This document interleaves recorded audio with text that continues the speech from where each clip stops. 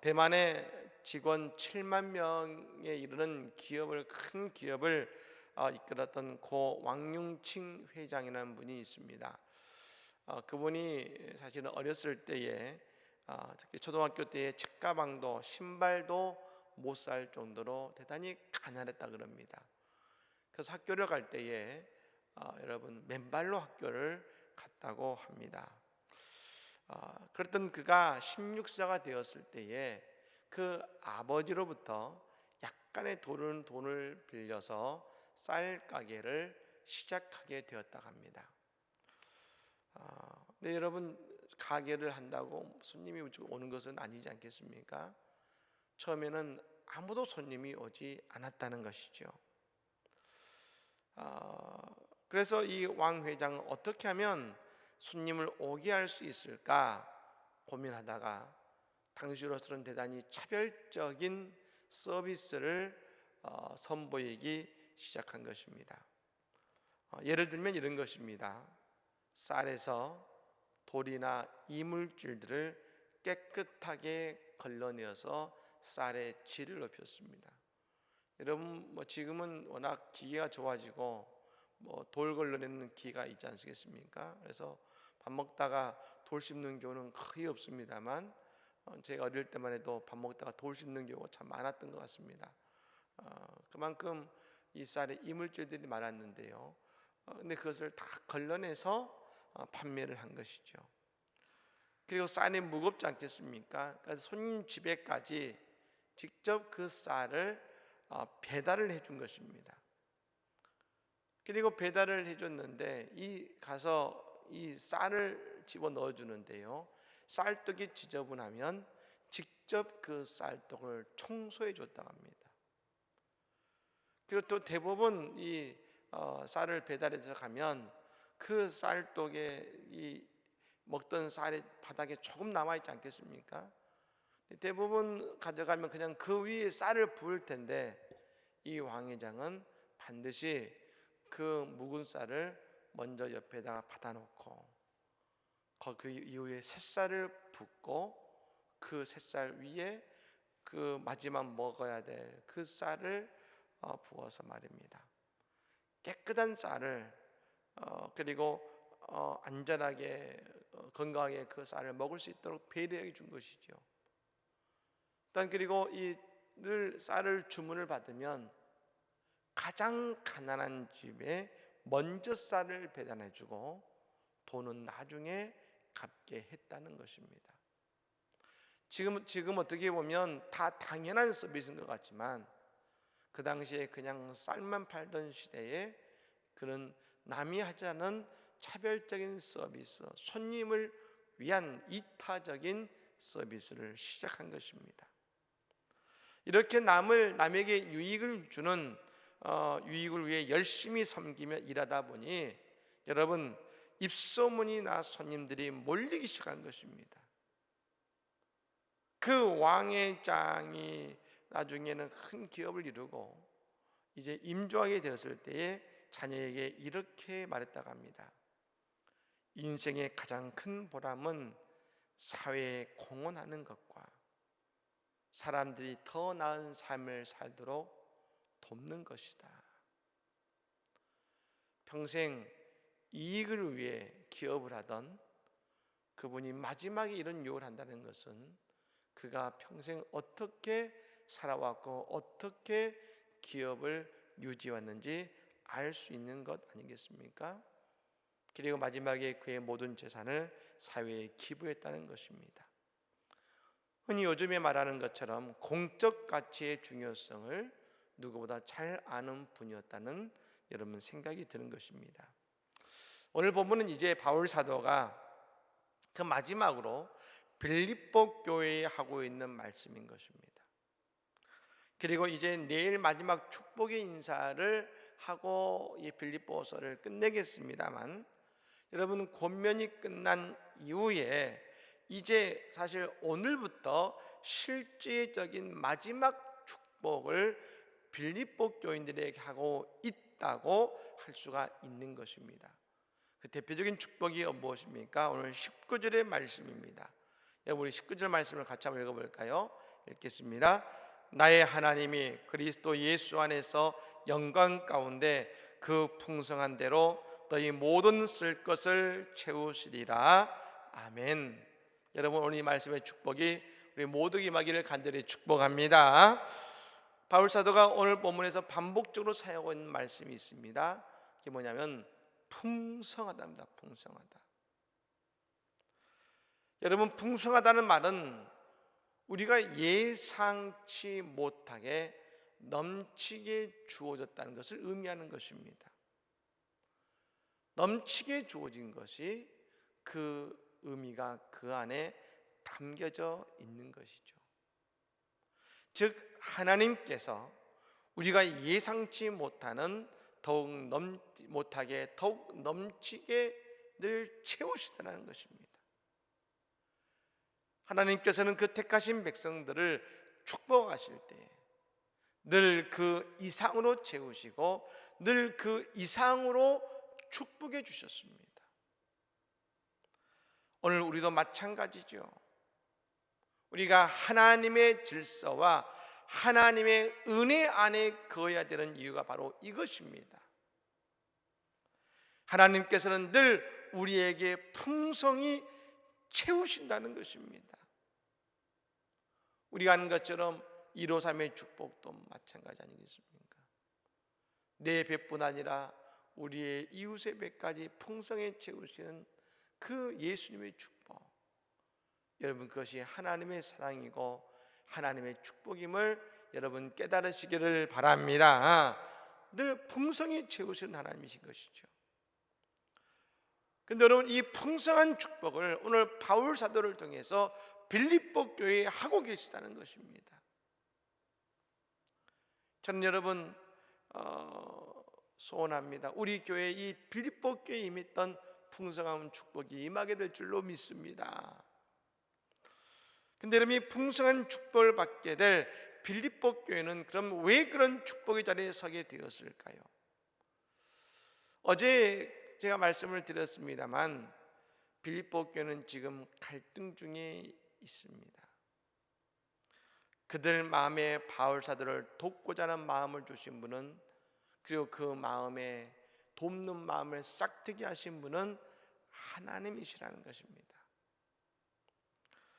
근데 여러분 그 마음을 아무에게나 주시는 것은 아니라는 것이죠.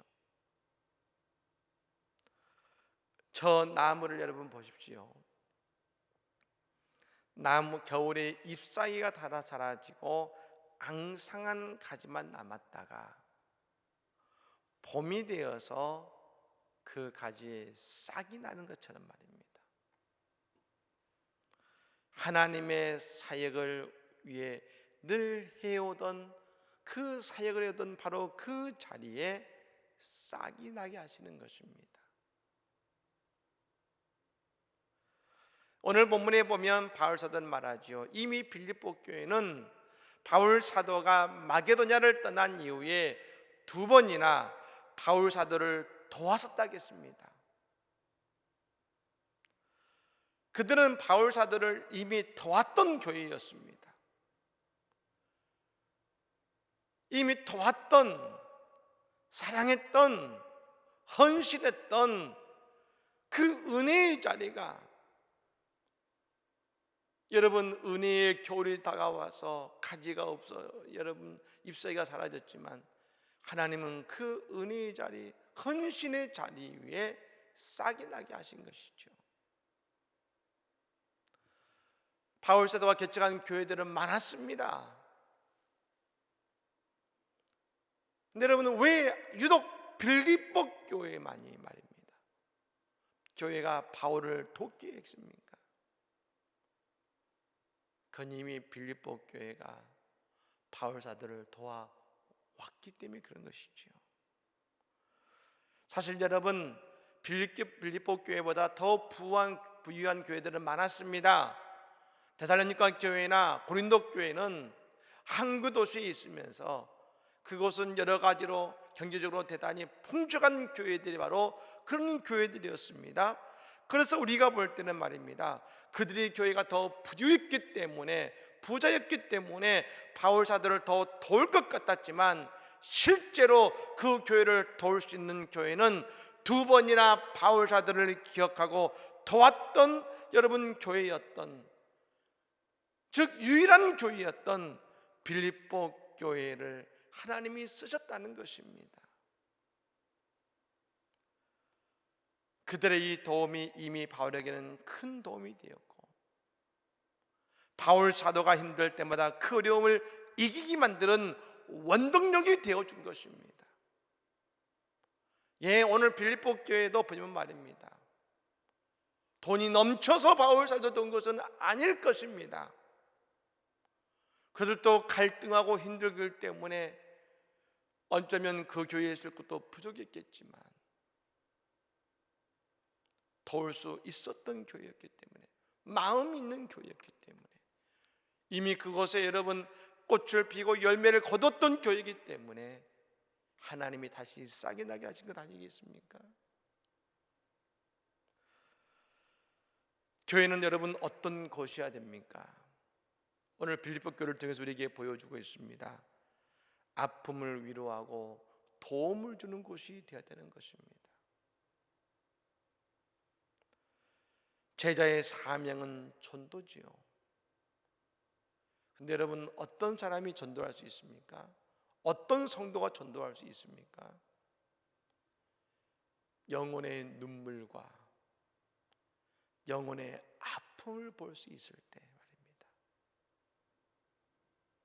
우리는 그 영혼을 돕기 위해서 전도할 수 있는 것입니다. 리차드 니버라고 하는 기독교 윤리학자가 있습니다. 그가 Responsible Self에서 책임적인 존재라는 책에서 인간의 유형을 그는 세 가지로 분류했습니다. 첫 번째는 여러분, 목적지향적인 사람이 있다는 것입니다. 다시 말하면 극단적인 이기주의자로서 자기 목적을 위해 수단과 방법을 가리지 않는 사람인 것입니다. 그리고 그는 선한 사마리아, 예수님의 선한 사마리아의 비유 가운데서 그가 그런 바로 강도와 같은 사람이라고 이야기하고 있습니다. 여러분, 강도는 그냥 돈만을 빼앗은 것이 아닙니다. 지나간 사람을 때리고 그 돈뿐 아니라 그가 죽든 살든 상관치 않았던 사람이 바로 이 강도였습니다. 두 번째 사람은 공동체 규범에 전적으로 예속된 사람이라는 것입니다. 어떤 규례를 만들어 놓고서 그것을 지키는, 요새 말로 지성인과 같은 사람이라고 말하는 것입니다. 이것은 여러분, 어떤 규범을 지키느라 다른 사람을 신경 쓰지 않는 것입니다. 그 대표적인 사람이 선한 사마리아에 나오는 제사장과 레위인인 것입니다. 여러분, 그들에게는 제사를 드려야 되는 책임이 있습니다. 그리고 만일 이 강도 만난 사람을 돕다가 그가 죽는다면 그들은 시체를 만진 손이 되어서 부정한 손이 되기 때문에 그들이 인도해야 될 제사를, 예배에 참여할 수 없게 되는 것입니다. 즉 자기 규범에 매여서 죽어가는 사람을 도와주지 않는 것이죠. 마지막 세 번째는 책임적 존재요, 이 responsible self라고 할 수 있는, 응답할 수 있는 존재인 것입니다. 이들은 이타적으로서 다른 사람에 대한 책임을 느끼는 사람이라는 것이죠. 여러분, 그래서 다른 사람의 어려움을 같이 느끼고 도와주는 사람인 것입니다. 바로 그런 사람이 선한 사마리아인과 같은 사람인 것입니다. 그는 강도 만난 사람을 치료해 줬을 뿐 아니라, 여러분, 흔히 거기까지만 해도 될 것 같습니다. 근데 그 사람을 주막에 데려다가 말입니다, 치료비까지 내주면서 숙박비까지 내주면서 그 사람을 주인에게 돌보아주러 간 것입니다. 여러분, 그는 그냥 지나가도 되는 사람입니다. 하지만 그는 그러지 않았습니다. 그는 이 책임적인 존재인 것처럼 그 강도 맞는 사람을 도와주고 살려주고 끝까지 책임져 주었습니다. 누구인지도 모르지만 말입니다. 바로 이 책임적 존재의 모습이 곧 빌립보 교회의 모습이었다는 것입니다. 하나님은 많이 가졌기 때문이 아니라 바울을 사랑하고 바울에게 감사한 마음을 잃지 않는 빌립보 교회를 쓰신 것입니다. 그리고 오늘 본문의 말씀처럼 바울 사도를 통해서 빌립보 교회를 더욱 크게 축복하시는 것입니다. 바울 사도 역시 빌립보 교회를 크게 축복하고 있는 것입니다. 여러분, 바울 사도는 오늘 빌립보 교인들의 그 헌금에 대해서 그는 이렇게 말합니다. 그것은 너희의 선물이다, 선물. 선물은 당연히 받을 것을 받았다고 여기는 것이 아니지요. 기대하지 않았는데 받은 것입니다. 그렇습니다. 우리는 그래서 지금 무엇을 하고 있느냐가 중요한 것입니다. 우리는 어려운 이웃을 위해서, 선교지를 위해 우리는 무엇을 하고 있는가? 이것이 곧 우리를 풍성케 하시고 우리를 축복하시는 하나님의 축복의 비밀이라는 것입니다. 또한 여러분, 저는 우리 교회가 지난 6주간 성전에서 예배하지 않고 또한 지금도 영상으로 예배를 드립니다만 여러분, 얼마나 불편하고 힘이 드십니까? 그러나 저는 오늘 말씀을 준비하면서 이 말씀이 곧 오늘 우리를 위로하시고 축복하시는 하나님의 말씀이라는 생각이 들었습니다. 저 선한 사마리아인처럼 자신을 희생하며 이웃을 돕는 모습, 저희가 무엇보다 먼저 이웃을 위해, 우리의 이웃의 생명을 지키기 위해 우리 스스로를 희생하며 나아가는 이 모습 속에서 저는 분명히 믿습니다. 우리는 선한 사마리아인과 같이 행동했고 예수님은 그런 우리를 이 시간 칭찬하시고 축복하고 계시다는 것입니다. 하나님께서는 분명히 우리 교회와 헌신한 성도들에게 오늘 바울 사도의 축복이 우리 모두에게 다 임하게 하실 줄로 믿습니다. 나의 하나님이 그리스도 예수 안에서 영광 가운데 그 풍성한 대로 너희 모든 쓸 것을 채우시리라. 오늘 우리의 이웃을 보며 희생하며 돕는 우리 모두에게, 또 비움 헌금으로 어려운 우리의 이웃을 도왔던 우리 모두에게 빌립보 교회의 축복이 우리 모두에게 임하게 될 줄로 믿습니다. 이 축복 임하기를 예수 이름으로 간절히 축복합니다. 아멘.